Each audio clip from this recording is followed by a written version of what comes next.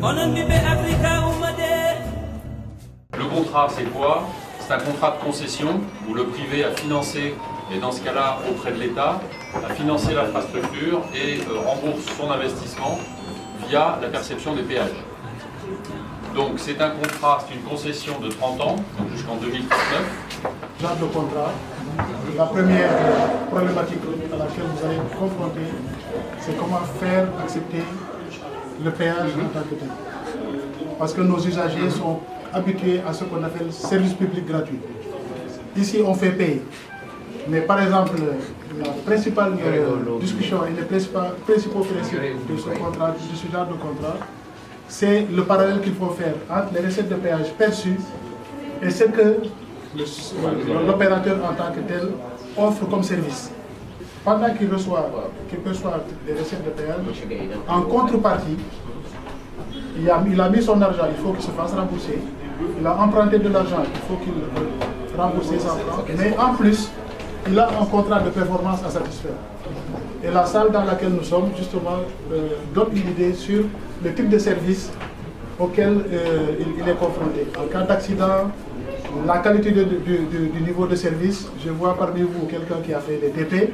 Le problème principal dans nos pays, c'est comment entretenir de nouvelles infrastructures. On termine une route 5 ans après, c'est comme si on n'avait rien fait. Ici, ils ont l'obligation de maintenir la même qualité de service pendant toute la durée de parc. Plus de 600 pannes par mois. Pourquoi? Parce que le parc automobile est vieux. Pourquoi? Parce qu'il y a un problème de comportement. Il y a l'incivisme sur l'autoroute. Elle est limitée à 110. Mais la majeure partie d'entre vous, ils sont plus de 140 km/h quand ils roulent sur l'autoroute. Elle est limitée à 110. Quand il y a des accidents, nos dispositifs de retenue sont percutés. Les glissières coûtent cher. Et on doit les réparer automatiquement. Sinon, on va recevoir des sanctions de l'APIX. Et cette réparation-là, ça vient d'où? Le personnel. Les ouvriers, les glissières, déjà sur l'autoroute nationale, il n'y a même pas de marquage. On n'a pas le droit de le faire. Dès qu'il y a des accidents, la réparation, elle est immédiate. Okay? Alors, je vais vous parler tout de suite de nos véhicules. Il y a la géolocalisation sur tous nos véhicules qui sont sur l'autoroute. Cette géolocalisation-là nous permet d'être beaucoup plus réactifs lors des interventions. Dès qu'il y a un accident sur tout le long de l'autoroute, on va voir le véhicule le plus proche de l'incident pour faire appel à lui pour qu'il puisse réagir automatiquement. Et la salle PC tourne H24, il n'y a pas de repos. Ils sont 7 personnes et les données sont recueillies et transférées en temps réel à Genève. Donc demain, vous pourrez poser toutes vos questions aux différents panélistes qui seront présents au Radisson, parce que demain c'est au Radisson. Et à ce moment-là, vous aurez une idée un peu plus claire de ce qui est réellement en train de se faire et du pourquoi.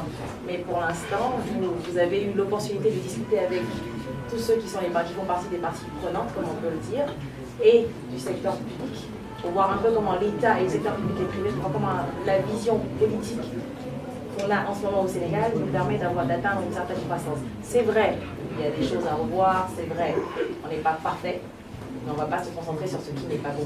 On a déjà quelque chose en place, on va se contenter de ça et voir comment est-ce qu'on progresse avec ce qu'on a.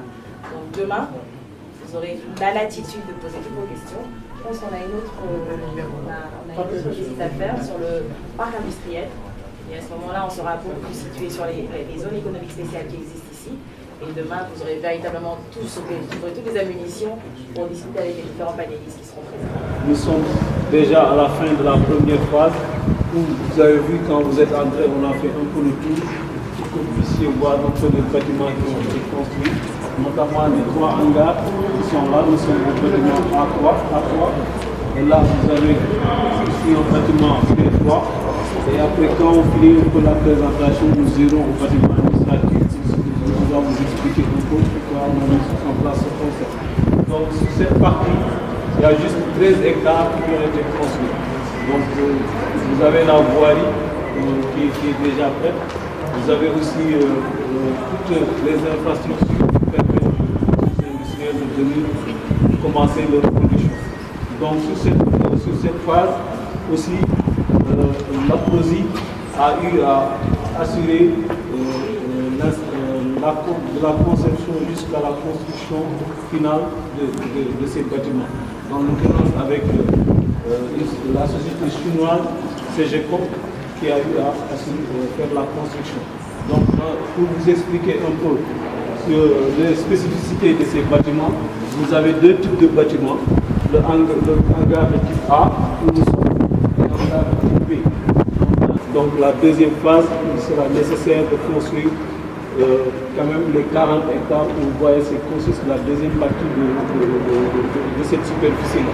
Donc, c'est pour juste vous dire que les entreprises qui sont choisies déjà pour assurer l'exploitation dans la première phase ont commencé à s'installer. Donc, je vous ferai entrer tout à l'heure dans le hangar pour vous dire que déjà il y a 4 entreprises qui sont déjà prises et qui commenceront leur exploitation dans un plus bref délai.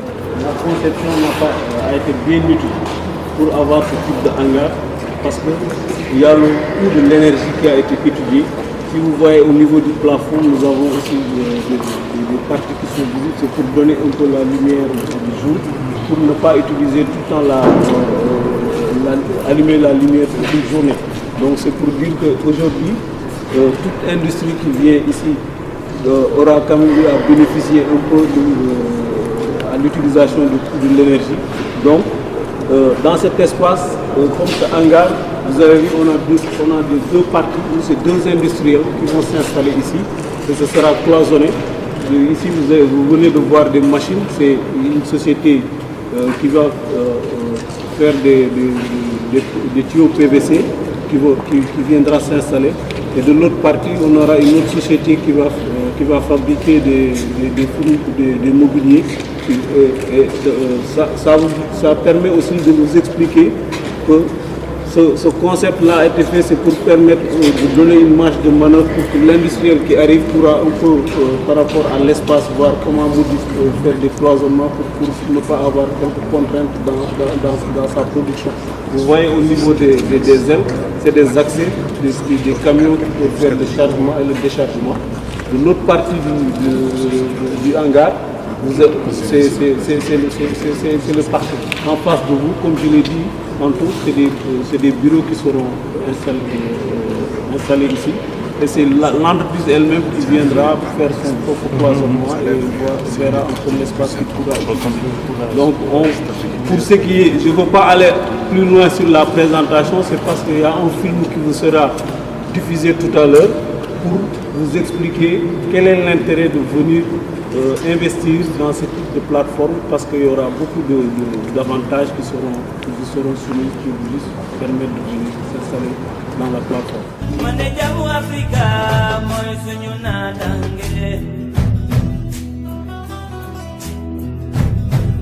Elle a été réalisée en un temps record de 44 mois par un géant du BTP par le biais d'un partenariat public-privé inédit.